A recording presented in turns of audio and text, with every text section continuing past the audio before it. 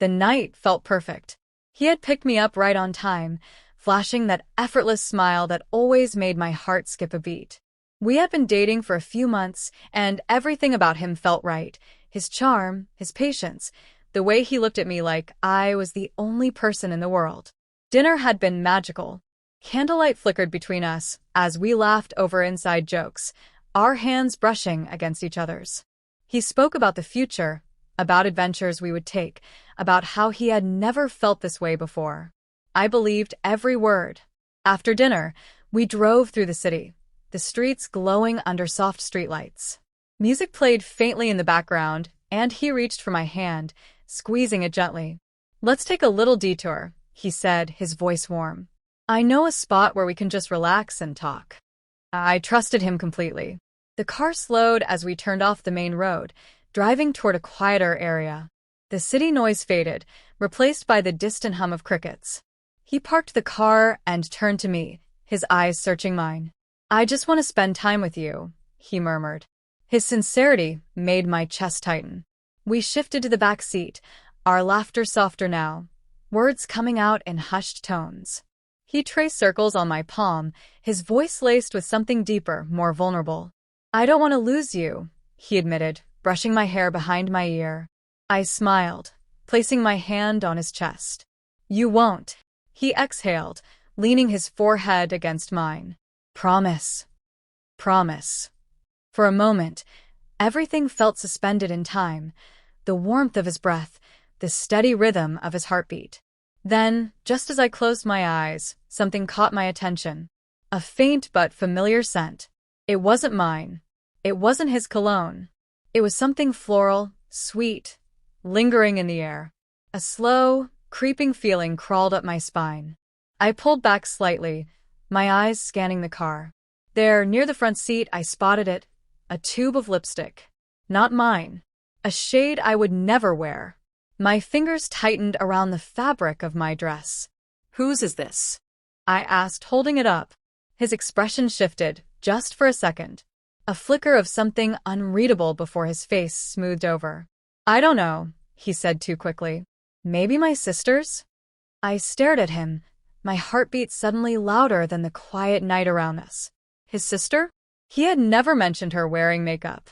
And why would it be here, of all places? Doubt clawed at my chest, but I swallowed it down. Maybe it was nothing. Maybe I was overthinking. I wanted to believe him. I needed to believe him. But something inside me had already shifted. And no matter how hard I tried, I couldn't shake the uneasy feeling settling in my bones. He reached for the lipstick, his fingers brushing against mine as he took it from my hand. "You don't trust me?" he asked, his voice calm but with an edge I hadn't heard before.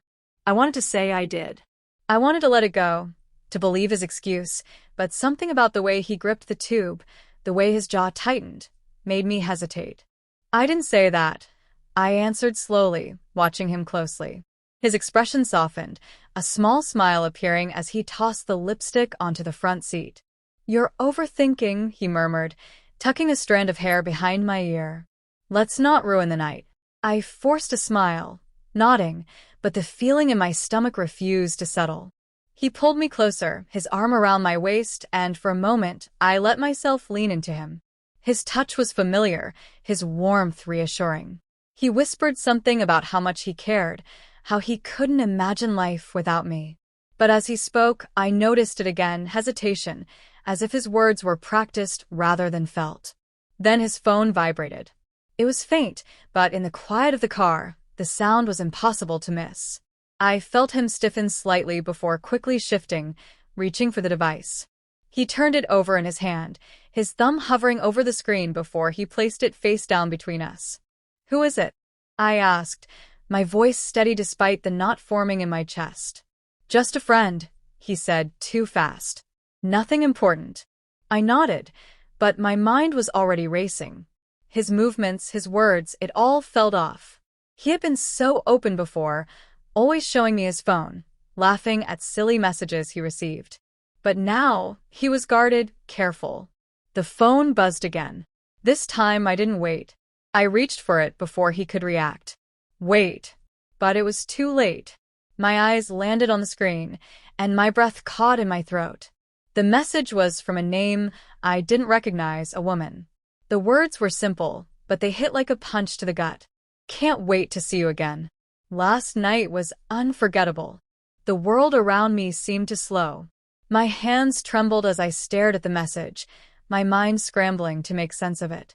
I turned to him, my chest tight, my vision blurring. What is this? His face paled. He opened his mouth, then closed it, searching for words, for a lie convincing enough to erase what I had just seen.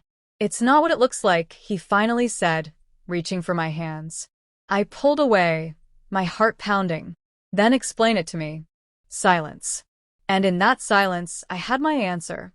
My hands felt cold as I held his phone, the weight of those words pressing down on me. Every excuse he could have made, every attempt to twist the truth, crumbled under the undeniable reality staring back at me.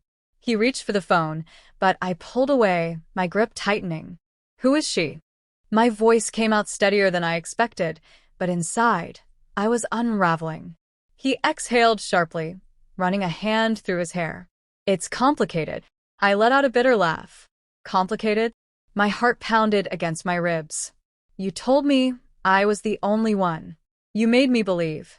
My throat closed, the words choking me. I didn't mean for this to happen, he said, his voice low, almost pleading. It wasn't serious. It's over. Over. The word echoed in my mind.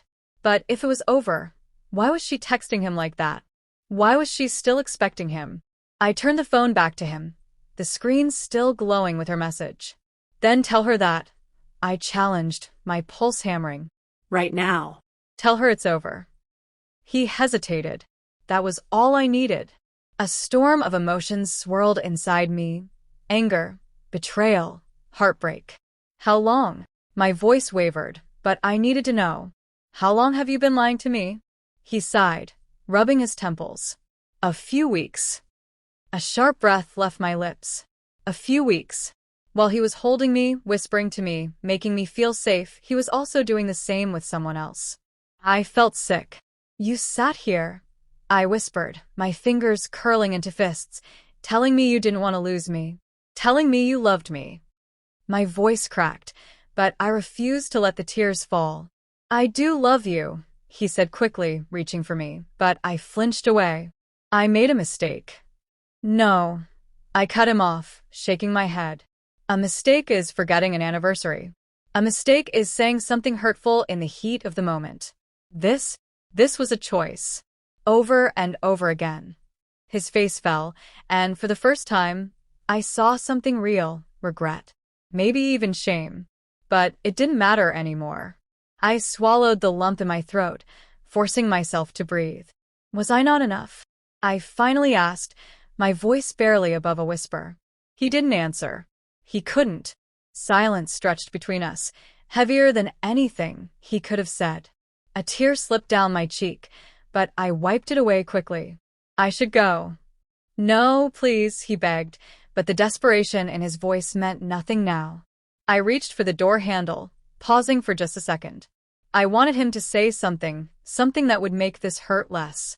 Something that would fix what was already shattered. But there was nothing left to say. I stepped out of the car, my legs feeling unsteady beneath me. The night air was cold, but it wasn't nearly as chilling as the emptiness settling in my chest.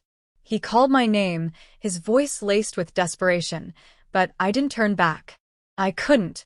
Each step away from him felt heavier, like I was dragging the weight of every lie he had told me. I had trusted him, given him pieces of myself I thought were safe in his hands. And now, all I had left were the echoes of his betrayal. He caught up to me, grabbing my wrist gently. Please, just listen, he pleaded. I messed up, but I don't want to lose you. I yanked my arm away, my eyes burning as I looked at him. You already lost me.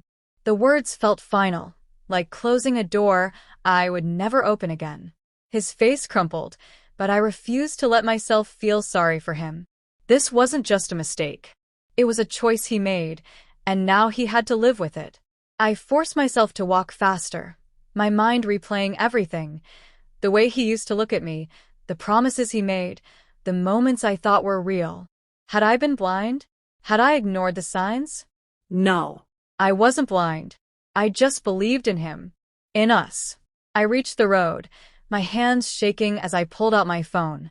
I needed a ride, an escape, anything to put distance between us. My fingers hovered over my contacts, but I hesitated. Who would I even call? Who would understand the ache in my chest, the way betrayal had settled into my bones? Tears blurred my vision, but I refused to let them fall. Not here. Not in front of him. He was still standing by the car, watching me, waiting for me to change my mind. But I wouldn't. I couldn't. A notification flashed across my screen, his name. A message. I love you. Please don't do this. A bitter smile tugged at my lips. Love? Love wasn't supposed to feel like this. Love wasn't supposed to make you question your worth, make you feel like a fool for believing in someone. I deleted the message without reading the rest. A car pulled up, and I climbed in without hesitation. As we drove away, I stole one last glance in the rearview mirror. He was still there, motionless, his hands in his pockets, shoulders slumped. But this wasn't my burden to carry anymore. I turned my head away, staring out into the darkness. The pain wouldn't leave overnight. The scars wouldn't fade immediately. But I knew, deep down, I would heal. And next time, I wouldn't ignore the signs.